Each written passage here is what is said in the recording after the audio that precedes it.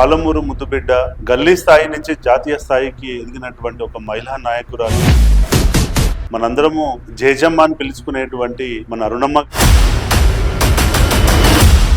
2004లో మీకు టికెట్ రాకుండా కొంతమంది కుట్రపూరితంగా ఇబ్బంది పెట్టారని చెప్పి మేము చాలా సందర్భాల్లో విన్నాం. అసలు ఎవరు మిమ్మల్ని ఇబ్బంది పెట్టారు?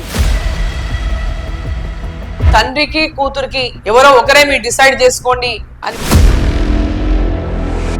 మీ కుటుంబంలో మీ ఫాదర్ని మీ బ్రదర్ని హత్య చేయడము జరిగింది.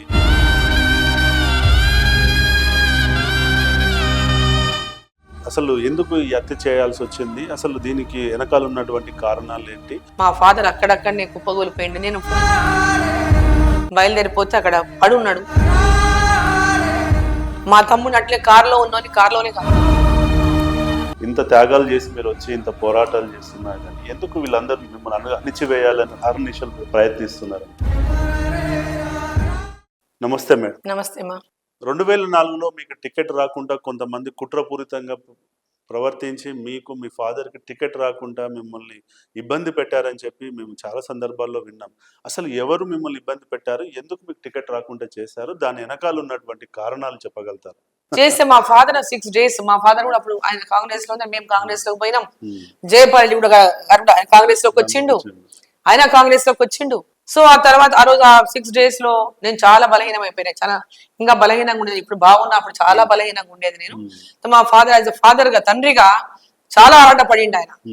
అరే నా బిడ్డ ఏమైపోతుందో, 6 రోజులైంది, ఎవరు అడుగుతలేరు, పలకరిస్తలేరు, నా బిడ్డ చచ్చిపోతుంది అని ఆ కలెక్టర్ దగ్గర పోయి పెద్ద గొడవ చేసి మీరు వచ్చేది హామీ ఇస్తారా ఇవ్వరా, చంపేస్తారా అని చెప్పి పొద్దున ఆయన ఎమోషనల్ అయిపోయింది. బాగా ఎమోషనల్ అయిపోయి తెల్లవారుజామున 6వ రోజు తెల్లవారుజామున నన్ను లిఫ్ట్ చేసినారు, గవర్నమెంట్ హాస్పిటల్ తీసుకెళ్ళారు.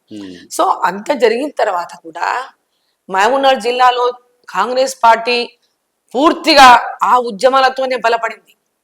అంత బలపడిన తర్వాత కూడా 2004లో నాకు టికెట్ ఇవ్వలేదు. ఎందుకంటే 1996లో మీ జయపాల్ రెడ్డి గారు మాట వినలేదని ఆ కోపంతో 2004లో నాకు టికెట్ ఇవ్వలేదు. రాజశేఖర రెడ్డి గారిని జోక్యం చేసుకోవద్దన్నారు. మేము పోయి అడుగుతే నా చేతులు కట్టేసినారని చెప్పారు ఆయన.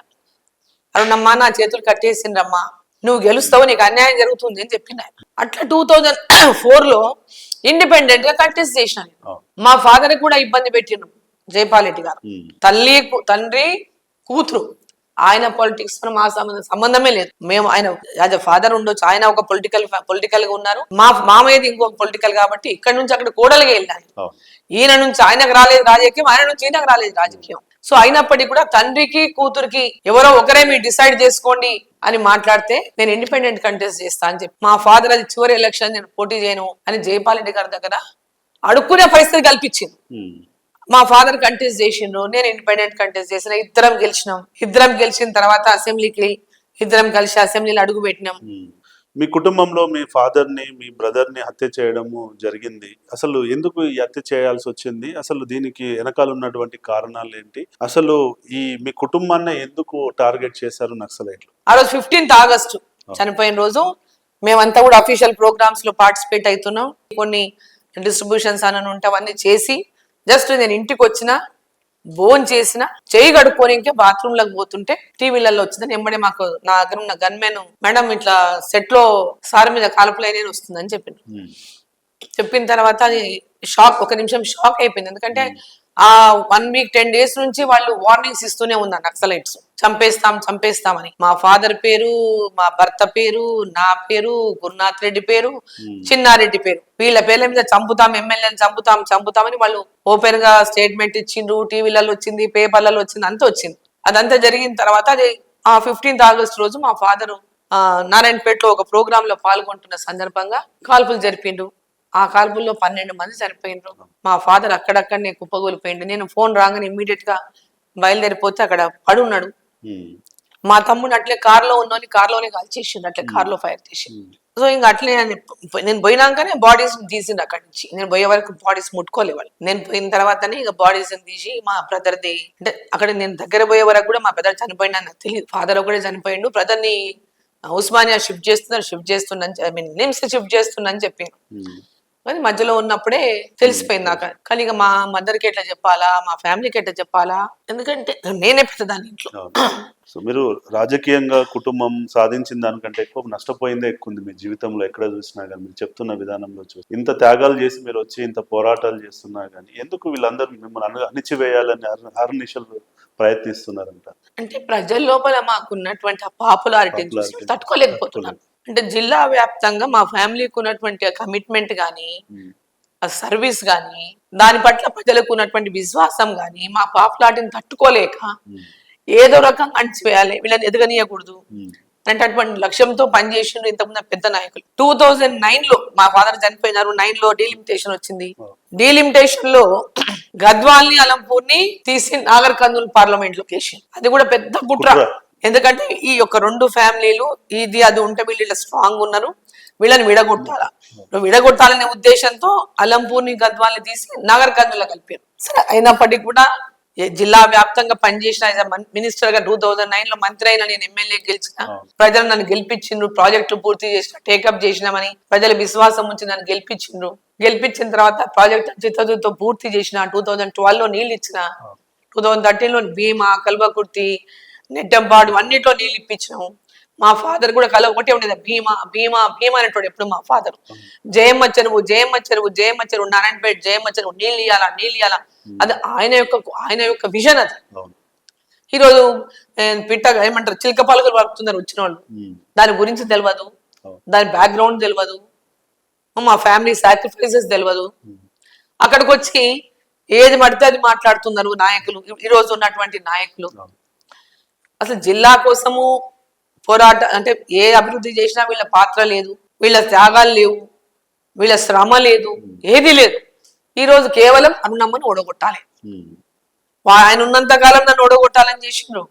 జైపాల్ రెడ్డి ఉన్నంత కాలం మమ్మల్ని అణచివేతనే, మా ఫాదర్ ని అణచివేసిండ్రు. మా తండ్రి అయితే ఎంత బాధపడిందంటే ఆ టికెట్ ఇవ్వకుండా ఇబ్బంది పెట్టిన రోజు నేను మా నాయన ఇద్దరం ఢిల్లీకి వెళ్ళాం.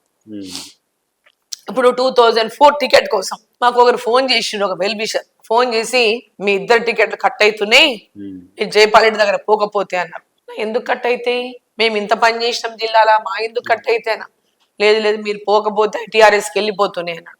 సరే అని చెప్పేసి ఇక పోదామని నేను మా ఫాదర్ ఇద్దరం కలిసిపోయినాం. ఇద్దరం కలిసిపోతే జైపాల్ రెడ్డి గారు అంటారు, నీకు చాలా ఓవర్ కాన్ఫిడెన్స్ కదా నీకు టికెట్ వస్తుందని, నీకు చాలా ఓవర్ కాన్ఫిడెన్స్ కదా నీకు టికెట్ వస్తుందని, టీఆర్ఎస్ కి ఇవ్వాల్సి వస్తుంది, టీఆర్ఎస్ కు సీట్లు ఇవ్వాలా అంటే, నా సీట్ ఎందుకు ఇస్తావు మామా, మన జిల్లాలో టీఆర్ఎస్ఏ లేదు, ఒక వార్డు మెంబర్ లేడు, ఈడెందుకు ఇస్తావు టీఆర్ఎస్ కు? మేము ఇన్ని పనులు చేసి జిల్లాలో కాంగ్రెస్ బలోపేతం చేసిందే మేము, ఇన్ని పోరాటాలు చేస్తే నువ్వు టీఆర్ఎస్ కి ఎట్లా ఇస్తావు, మన దగ్గర టీఆర్ఎస్ఏ లేదు, ఎట్లా ఇస్తావు మీరు టీఆర్ఎస్ కి అని కొట్లాడితే, లేదు లేదు ఇయ్యాలి కదా అని చెప్పేసి ఆ కుట్రవన్నీ మా ఫాదర్ చాలా ఇబ్బంది పెట్టారు.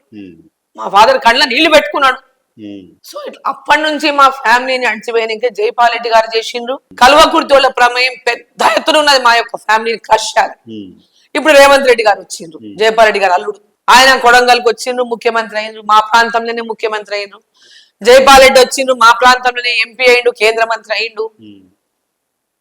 మేము గెలిపియాలా, వీళ్ళని పంపియాలా, వీళ్ళని పదవులు ఇవ్వాలా, మేము మమ్మల్ని అణచివేయించుకోవాలా. సో ఈ రోజు కూడా జైపాల్ రెడ్డి గారు సరే ఆయన ఏం చేసిండో ఇక ఆయన లేడనుకోవడం అయిపోయింది ధర్మం. కానీ ఆయన ఉన్నప్పుడు అదే రకమైనటువంటి ఒత్తిడి, ఆయన ఉన్నప్పుడు అదే రకమైనటువంటి అణచివేత. కాంగ్రెస్ పార్టీలో అందరేకమైపోయినారు. చిన్నారెడ్డి, జైపాల్ రెడ్డి, ఇప్పుడున్న నాయకులంతా అందరేకమైపోయి డీకే అరుణని మాత్రం తొక్కేలపై. కానీ ప్రజలు నన్ను ఆదరించిండ్రు. వాళ్ళు ఎన్ని చేసినా కూడా ఇవాళ ప్రజల లోపల ఆదరణ ఉంది. ప్రజల లోపల ఆదరణ ఉన్నంతకాలం మేము సేవ చేస్తాం. ప్రజలు మమ్మల్ని వద్దన్న రోజు మా ఇంట్లో మేము ఉంటాం. అంతే తప్ప వీళ్ళు ఈ రోజు రేవంత్ రెడ్డి వచ్చి కుట్రలు బన్నుతున్నది, కుట్ర వాళ్ళు బన్నుతూ కల్వకుర్తిలో కుట్ర ఇదంతా. ఇవాళ కల్వకుర్తి మొత్తం ఇవాళ కల్వకుర్తిలో మామునాన్ని ఏలుతున్నారు. ఒక రకంగా చెప్పాలంటే వంశీచందర్ రెడ్డి కూడా ఇప్పుడు ఎన్ఎం శ్రీనివాస్ రెడ్డి కూడా మా కల్వకుర్తే. NM Srinivas Reddy head quarter Mahabubnagar కూడా కల్వకుర్తే.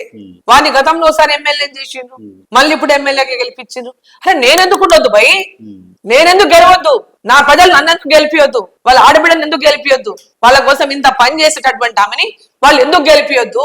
కుట్ర మీరు బనుతున్నారు, డబ్బులతో నా కుట్రలు పండుతారు. మా దగ్గర డబ్బులు లేవు, ఉమ్, మా దగ్గర పేరు తప్ప డబ్బులు లేవు. చాలా మంది చాలా రకాలుగా బద్నాం చేస్తారు.